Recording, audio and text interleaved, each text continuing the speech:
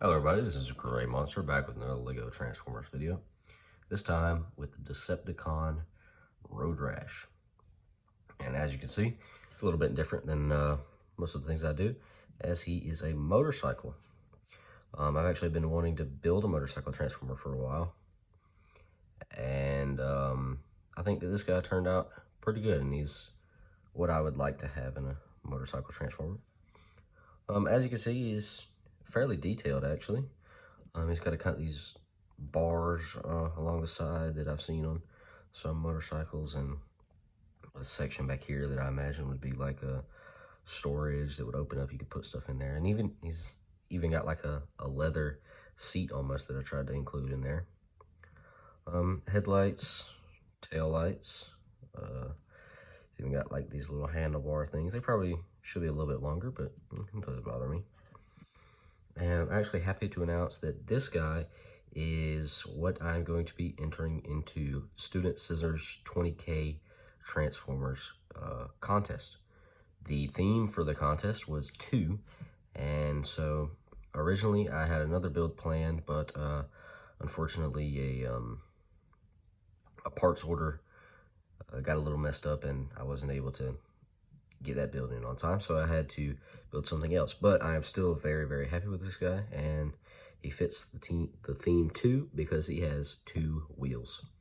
It's a 2-wheeled vehicle. And yeah, I really like Road-Rash's motorcycle mode. Let's do some comparisons here. Set him off to the side. Here he is with my last video. Funnel. Here he is with Oxide. As you can see, way too big, but it's all right. And here he is with a minifigure. Yep, totally minifigure scale.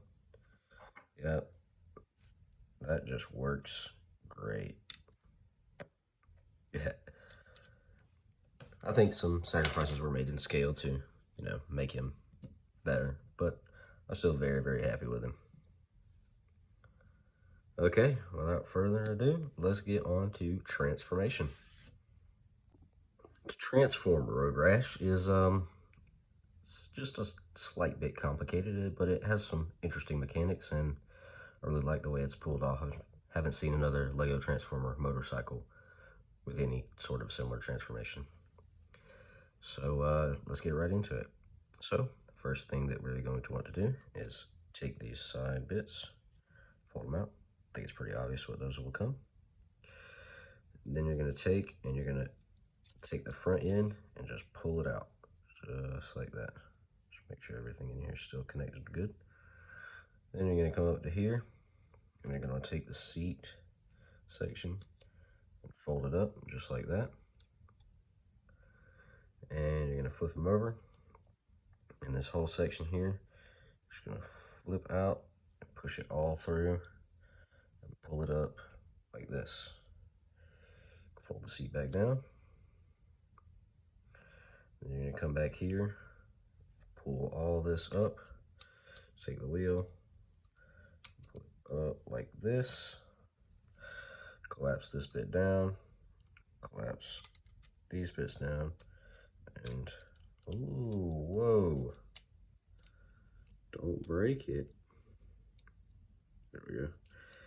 And fold the wheel up until they meet, just like that. Then you're going to come here, and you are going to get this out of the way.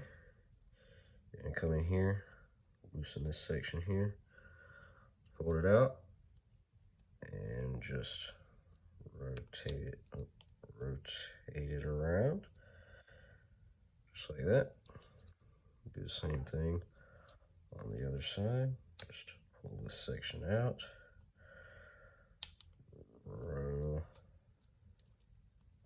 don't break it. Holy cow, snap that back on there. Rotate it around. Can be a little bit difficult. Go right here, flip the foot up, break it again, just because we like to. Promise it's not that fragile, it's just because I'm videoing. Loves to be a pain. Just get the legs all situated here. There we go. Come up to the top. Take his head. Just adjust that. Pull it out a little bit so we can move it. There we go. Adjust the arms. And getting him standing up. Just like that. I'm going to raise the camera so we can see him a little bit better. Now that I've raised the camera up so we can get a better look at Road-Rash in this robot mode, you can see just how tall he is. He really does do some mass shifting when he turns into a robot, which I do enjoy. As you can see, he looks like a proper robot first and foremost, and rather than like a motorcycle with arms.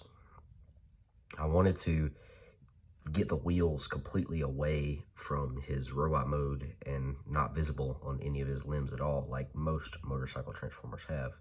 Usually they'll have like a wheel for feet, or like a wheel on one of their arms or something, and I wanted to avoid that at all costs, and I think I was able to pull it off pretty well.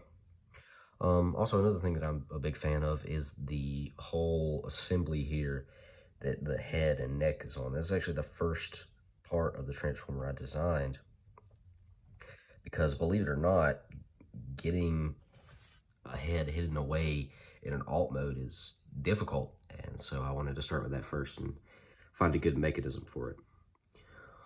As you can see, I gave him a purple eye because I haven't done that yet and I wanted to, and he looks just great.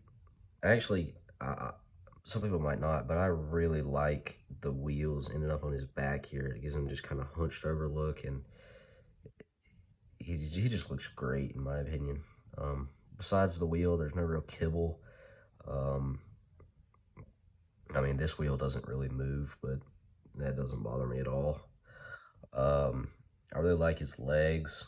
They look nice. I like the skinny leg look. It almost looks like he's wearing some kind of boot here with the leather seat section down there. And yeah, he just looks great. I really dig it. Okay, for some size comparisons, here he is with Funnel. They have a similar aesthetic, don't they? I think so, at least. Maybe it's just the one eye. And here he is with Oxide. And as you can see, he is now my tallest Transformer that I have built to date. And I really like him. He looks great. I really do dig it. And one more. Here he is next to a minifigure.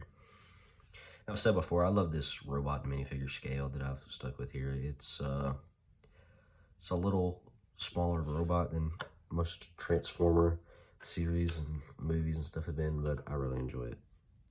Okay, on to articulation. Up at the shoulders, ball joints here, so you know, full rotation, up, down. Ball joints at the elbows, so you know, you can swivel at the elbow and bend 90 degrees. Good range of motion. Up at the neck area is on a T-joint, but I mean, there's just a ton of hinges and joints in here, so you can get him looking all sorts of ways and doing all kinds of crazy stuff. Down here at the legs, he's got a ball jointed hip. It is a little fragile here just because it's just stuck onto the bottom. I couldn't get any kind of connection to anything else just because of the way it transforms, so be a little careful with it. But you know, ball joint, it can go out, not a whole ton just because of the assembly here, but you know, forward, back, it can rotate a little bit, but you know, that happens a lot. Down here at the knee is another ball joint, so you know, go all the way out, and then the foot can move, do due to transformation. Let's just get him standing here again. Really like the way this guy looks. Okay, I did build him a gun. Here it is. It's nothing crazy. Just a small little something other. And that clips into his hand, just like that. And he looks nice holding that. Just like that. He looks great. You'd think he'd be hard to stand, but he's really not. It's actually quite easy to get him standing and to take apart his gun. Anyway, I think that that is about going to do it here for me today. I hope you really like this Transformer. It's probably going to be another week or so before I can get another one up. I do have some in the works. I have about 3 or 4 that I'm working on right now. In the description, there will be a playlist of all my Lego Transformers. I hope you can go and check them out. I really do enjoy building these things, and I hope you enjoy watching my videos. Okay, I think that's about going to do it. Thank you all for watching, and I'll talk to you later.